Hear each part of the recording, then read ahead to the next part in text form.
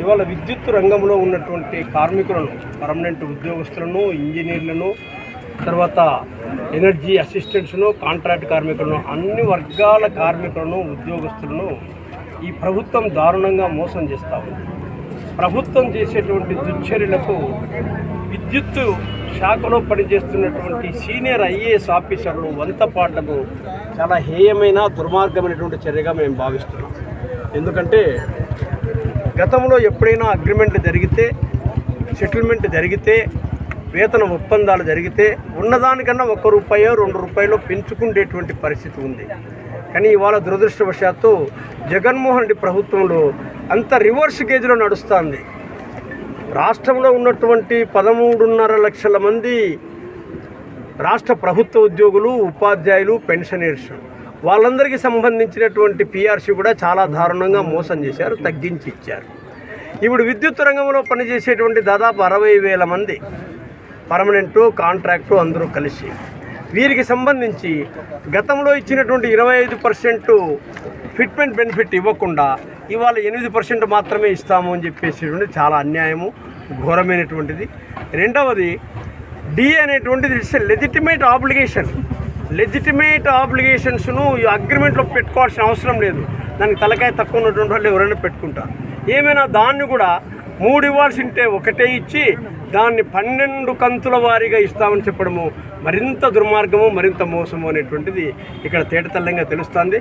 Contract కార్మికులకు జీతాలు పెంచండి అయ్యా, థర్డ్ పార్టీ సిస్టమ్ వద్దయ్యా, మీరు డిపార్ట్మెంట్లు కానీ ఇవ్వండి, మాకు అదనంగా మీరు ₹1 పెంచాల్సిన అవసరం లే. ఆ కాంట్రాక్టర్కు, ఏజెన్సీలకు కాలబెట్టేటువంటి డబ్బును ఈ కార్మికుల మీద ఇస్తే ఇంకా నీకు కూడా డబ్బు మిగులుతుంది, మాకు బాగా ఉపయోగకరంగా ఉంటుందని చెప్తే దాన్ని 6 సంవత్సరాలుగా చెవిన వేసుకునేటువంటి పరిస్థితి లేదు విజయానంద్ తదితరులు. ఇది పెద్ద మోసం. ఇప్పుడు వాళ్ళకు 2018 ధరవరల ప్రకారంగా జీతాన్ని తగ్గించి ఇస్తామని చెప్తున్నారు. ఇంకొక విచిత్రమైనటువంటి వాదన చేస్తుంది ప్రభుత్వము, ప్రభుత్వాధికారులు. విద్యుత్ రంగంలో ఇతర ఉద్యోగస్తుల కన్నా ఎక్కువ జీతాలు ఉన్నాయి కాబట్టి ఇక పెంచాల్సిన అవసరం లేదని ఆ మన్మోహన్ సింగ్ కమిటీ రిపోర్ట్ ఏదో ఒకటి బయటపెట్టారు. విద్యుత్ కార్మికులు వచ్చినట్లు మిగతా రంగాల్లో ఉన్నటువంటి ఉద్యోగస్తులకు ఎవరికైనా ప్రాణభయం ఉందా? ఎవరికైనా ఇబ్బంది ఉందా? రిస్కీ జాబ్ ఉందా? లేదు. మరి ఈ రిస్కీ జాబ్కు అనుగుణంగా ఇమ్మని చెప్పి కూడా మనం అడగడంలా. ఆ రాష్ట్ర ప్రభుత్వ ఉద్యోగులకు ఎట్లా కాలబెట్టావో దాని ప్రకారంగా చేయమని చెప్పి అడిగితే అది చేసేటువంటి పరిస్థితి లేకుండా ఉద్యోగ సంఘాలను బెదిరించి, భయపడిచ్చి నీవు పబ్బం గడుపుకోవాలని చూస్తే అది చరిత్రలో దీర్ఘకాలం నిలబడదు. అందువల్లే వాళ్ళ కార్మికులు తిరుగుబాటు చేస్తున్నారు. దీన్ని అర్థం చేసుకోవాలి. ఈ విద్యుత్ సంస్థలో 30,000 మంది కాంట్రాక్ట్ కార్మికులు ఉన్నారు. వాళ్ళకి అన్యాయం జరిగితే నీ ఉద్యోగస్తుల సుఖభాగం. ఉద్యోగస్తులు కూడా అగ్రిమెంట్కి అందరూ అంగీకరించడంలా ఇంజనీర్స్ బయటకు వచ్చారు, ఇతర సంఘాల వాళ్ళు బయటకు వచ్చారు. మాకు కూడా సిఐటియు, ఏఐటిసి కూడా పర్మనెంట్ ఉద్యోగస్తుల్లో కూడా సంఘాలు ఉన్నాయి. మరి మేమంతా మీకు బలపరిచినట్లా? మరి మెజారిటీ కార్మికుల మద్దతు లేకుండా చేసుకునేటువంటి అగ్రిమెంట్ అది అగ్రిమెంట్ కాదు.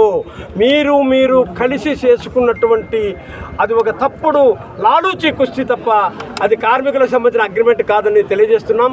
ఇప్పటికైనా యాజమాన్యం అన్ని కార్మిక సంఘాలను చర్చలకు పిలిచి అన్ని జేఏసీలను విడివిడిగానైనా సరే కలిసి కూర్చోబెడితే ఆ పవర్ జేఏసీ వాళ్లకు ఎక్కడో కులం తక్కువ వస్తుందని వాళ్ళు బాధపడతానట్లున్నారు. మీరేం పెద్ద పోటుముగోలు కాదు, మేము తక్కువ వాళ్ళం కాదు.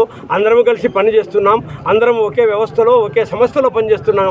అయినా మీకు అటువంటి పట్టింపులు ఉంటే, యాజమాన్యానికి కూడా పెద్ద చిన్న అనేటువంటి తేడాలు కాలబడి చచ్చి ఉంటే మీరు విడివిడిగానైనా చర్చలు జరిపి ఆ తప్పుడు అగ్రిమెంట్ను సరిదిద్ది దాన్ని అందరికీ ఆమోదయోగ్యకరణ పద్ధతిలో ఇవ్వాలని చెప్పేసి డిమాండ్ చేస్తున్నాం. అట్లా ఇవ్వకపోతే రానున్న రోజుల్లో ఇప్పుడు తాత్కాలికంగా పోలీసు బలగాలతో ఉద్యమాన్ని అణగదొక్కినామని మీరు అనుకోవచ్చు, కానీ అది మీ వల్ల అయ్యేటువంటిది కాదు. చరిత్ర నేర్పిన గుణపాఠం అనేక సందర్భాల్లో కార్మిక వర్గం 1 అడుగు తగ్గినా 2 అడుగులు ముందుకేస్తుంది అనేటువంటి వాస్తవాన్ని గ్రహించాలి. ఆ 2 అడుగులు ముందుకు వేయడంలో అంతర్భాగంగానే ఇవాళ మేము రాష్ట్ర వ్యాప్తంగా అన్ని సంస్థల్లో తిరుగుతున్నాం.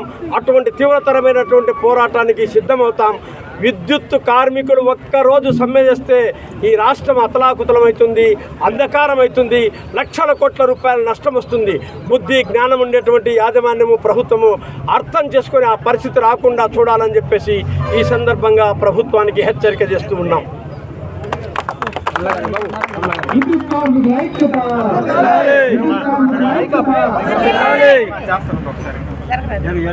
నాయకత్వం